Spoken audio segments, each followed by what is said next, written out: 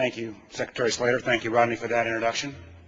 If you were at 2:30 last night in Memphis, I would have loved to have heard what kind of introduction you would have given me if you'd gotten here at midnight. That was very kind. We miss your leadership in transportation, and I know you continue to do good work now in the private sector, and look forward to continuing working with you. I want to echo what my friend Rod Slater has said, and Senator Clinton has said, and acknowledging John Podesta and the Center, as well as the Century Foundation and the American Prospect magazine, for bringing together this forum to talk about new American strategies. Although what I want to talk to you about this morning is perhaps not simply new American strategies, but in some cases in terms of Homeland Security, and particularly Homeland Security beyond the Beltway, cases where there may not even have been a strategy in the first place. I want to give you a little bit of experience of the last couple of years from a governor in a state that is somewhat unique as one of the states that were attacked on 9/11. Some of our first phase in terms of our war against terror here in the homeland, and some of the issues, mostly issues de novo, that I'm not sure we need a new strategy. We just may need a strategy to start with. Now, I became governor about 4 months after September 11th. Although, like everyone in this room, have their own September 11th stories. I was in the midst of the campaign for governor. The polls were tight. We had the big debate coming up. I happened to be in Alexandria. Somebody called, told me to turn on the television. Suddenly, the debate didn't seem very important. Went over to our campaign headquarters, saw the smoke billowing out of the Pentagon. We were a mile away. And all of the issues that literally an hour or two earlier were on the front burner suddenly receded. All I thought about was how I was going to get my kids home, whether my wife was going to come back from campaigning on the road. At that point, like virtually every other American, I realized that everything had changed in terms of where we were going to head as a country into the future. In the months and years that have followed, this country has fought one war in Afghanistan, another in Iraq, and we continue with an ongoing battle against international terror. Now, what is sometimes lost, I think particularly here inside the Beltway, and I have as somebody who lived for the last 20 years inside the Beltway and now live outside the Beltway in Richmond, I think sometimes inside the Beltway we forget that the effort to fight terrorism really isn't fought here in Washington, but truly is fought outside the Beltway. The front lines of the domestic war against terrorism are being fought at the state level and at the local level. As a matter of fact, the first responders to the attack on the Pentagon were the Virginia State Police and firefighters from Arlington County. Now, this partnership and this need for a new partnership is critical in our efforts to protect our national security. What that has pointed out since 9/11, though, is that there were many vulnerabilities that had simply never risen to the point of appropriate review prior to that attack. We also know, in the 2 years since that time, that while we focus on the war in Iraq, while we focus on the international scene, which Senator Clinton so excellently addressed, we continue to fight a very different kind of war here at home. In the last 2 years in Virginia alone, we've seen in a very real way the scares that came about from the anthrax threats.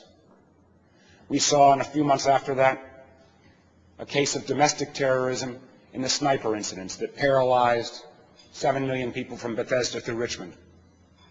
We've seen at the state level repeated increased security warnings and the concerns that spread through our communities. And while not a terrorism threat, we've seen in a very real way that the security concerns raised by natural disasters, with the recent hurricane. The fact of the matter is, when I was running for governor 2 years ago, I got to candidly tell you that I didn't imagine that security, or particularly even the phrase Homeland Security, would be a critical part of my governorship. But let me assure you, for every governor in America today, it is. It has required a whole new approach to issues of coordination, a whole new relationship between state and local first responders. And in many cases, I think we're still in the process of trying to figure it out. In Virginia, what we've done is a couple of things. Within the first 2 weeks of office, we created a Secure Virginia panel made up of first responders, legislators, senior members of our administration, the private sector as well. They've brought forward over 80 recommendations upon which we've acted upon to try to ensure that we upgrade Homeland Security in Virginia.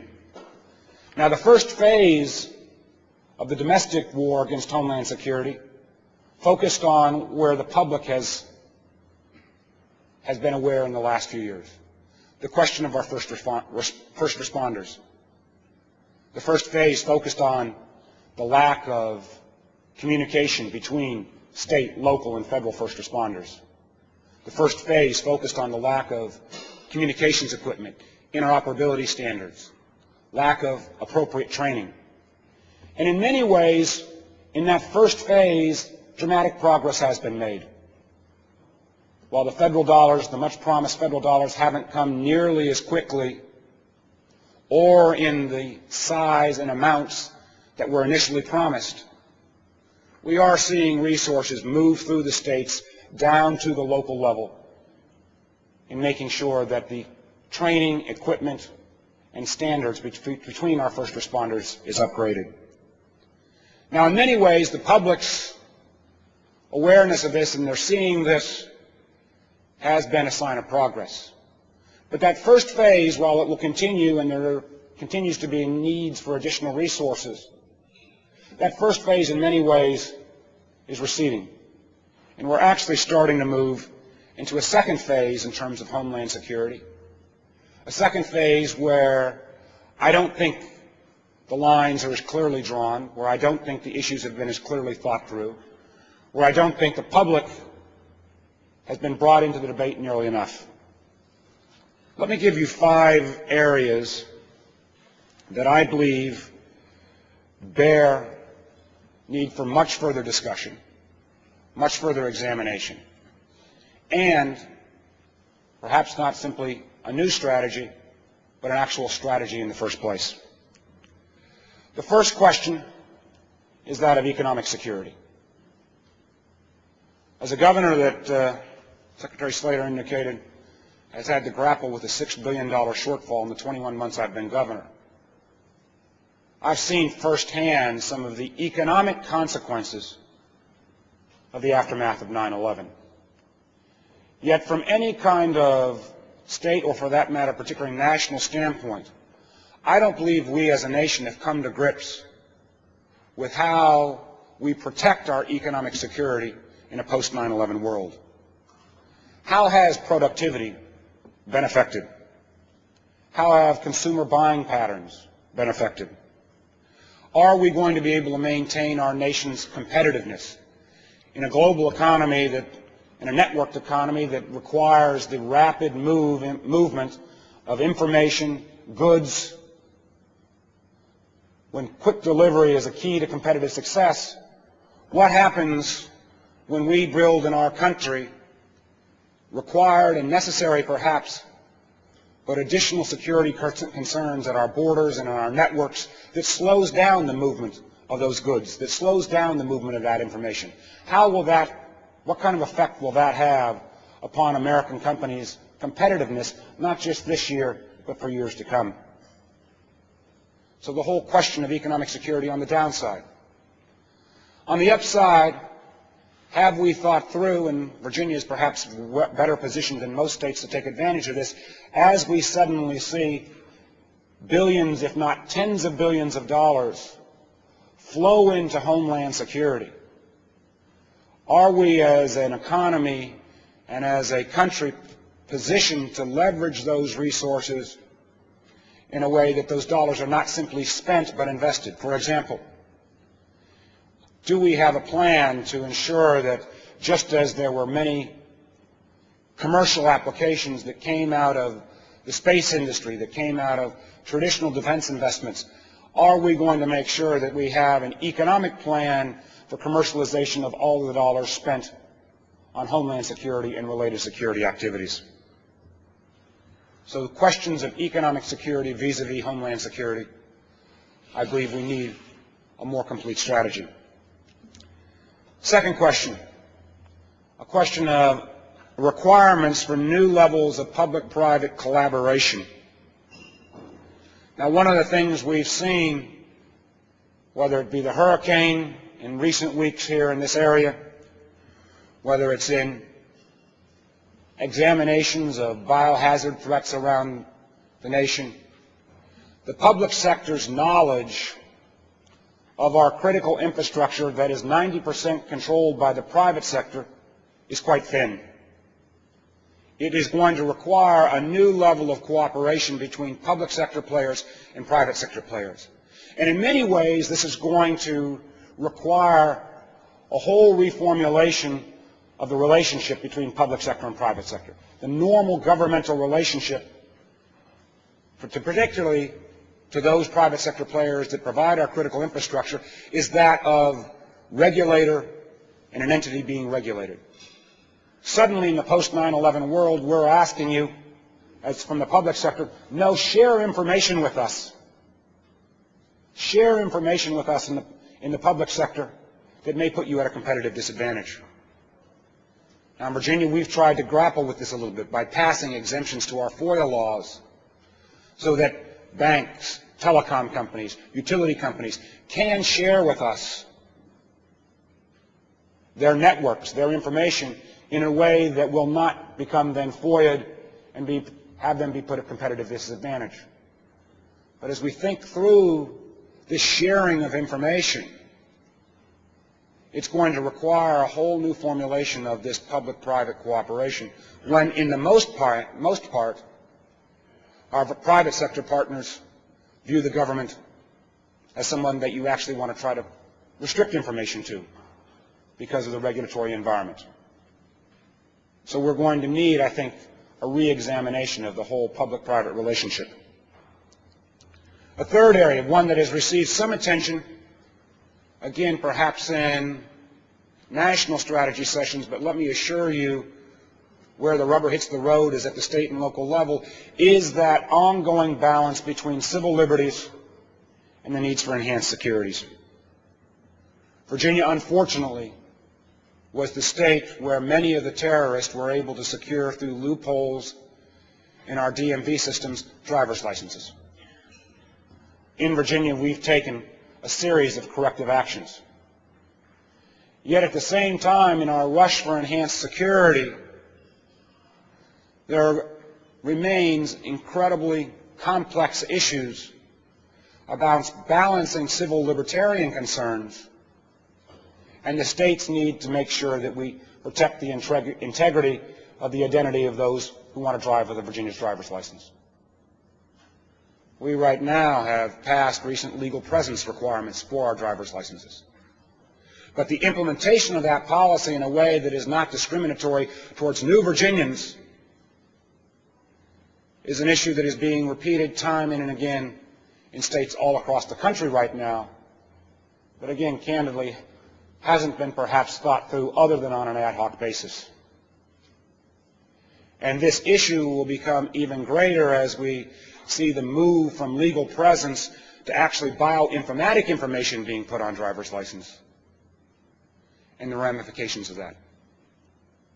That issue, again, not being thought through here in Washington, but being dealt with in state capitals all across America.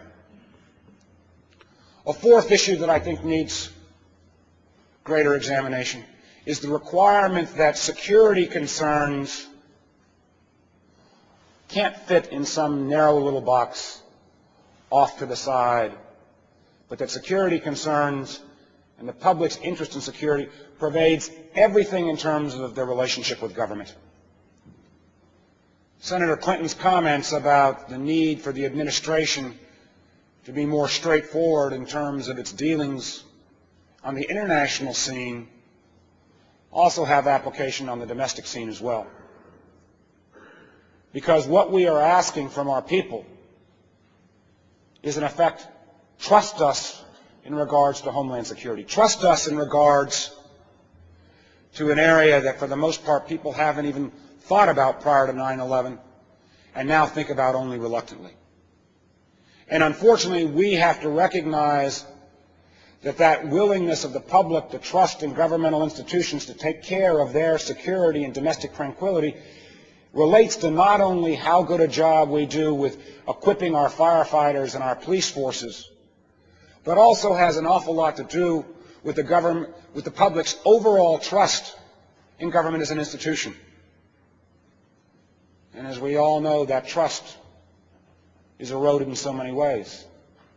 At the state level, the question of accountability in terms of how the Department of Transportation delivers and builds its roads, or how the health department delivers health care services, or for that matter, how the tax department collects your taxes, and the public's confidence in those institutions also affects the public's confidence in the ability of government to provide for security. So we need enhanced accountability in all levels of government in terms of delivery of services if we're going to garner the public's trust in terms of our ability to provide for Homeland Security and continue the fight against terrorism. The final issue, and one that has received a great deal of attention, is the whole requirement for increased collaboration between all levels of government. It's become a bit of a truism that pre-9/11, the ability for state, federal, and local authorities to work together was somewhat suspect, and in some cases non-existent. Now, I think progress has been made in that effort. But this desire and need to make sure that we have enhanced collaboration between state, federal, and local governmental entities, particularly in the area of Homeland Security, is absolutely critical. And someone who has just gone through firsthand a hurricane that tested in a very real way that extent of that collaboration, while in many ways we have made great progress, let me assure you, I was looking for FEMA ice trucks for 2 days, and we couldn't find them, so there is still room for improvement. So collaboration between all levels of government must be increased and continue to be cooperated if we're going to make sure that we meet this new strategy for Homeland Security. Ensuring greater government confidence, balancing civil liberties and our security needs, recognizing that we must engage in a whole new relationship between public and private collaboration, particularly as we redefine that regulator-regulatee environment, and raising issues about economic security are, in my mind, all areas that not only require new strategies, but actually strategies in the first place. I can't stress enough that the front line of the battle for Homeland Security is not Washington, but is taking place at the state capitals and local governments. My hope is that the activities of this conference, though, can spark the dialogue and spark the ideas that will give us the tools that we need. You know, last night, I too was not here, Rodney. I was actually in Lexington, Virginia, at Virginia Military Institute, where we were having a Homeland Security conference. And some of the local press came up to me and said, well, Governor, this is the first conference of this. Is this going to become an annual event? Well, my response was my hope and prayer would be that it wouldn't be an annual event, that this may simply be an issue that will pass off the scene. But in truth this is an issue that is here to stay. This is an issue that we in this country will be dealing with, fighting on, having to reevaluate this year, next year, and unfortunately for decades to come. And the work of this conference and the work of the conferences last night in VMI and across this country are critical to our nation's security and long-term economic prosperity.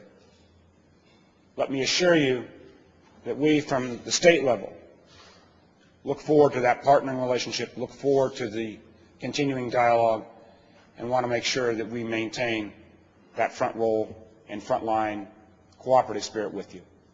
So, John, thank you for having me here today, and I look forward to the continued work of this conference. Thank you all very much.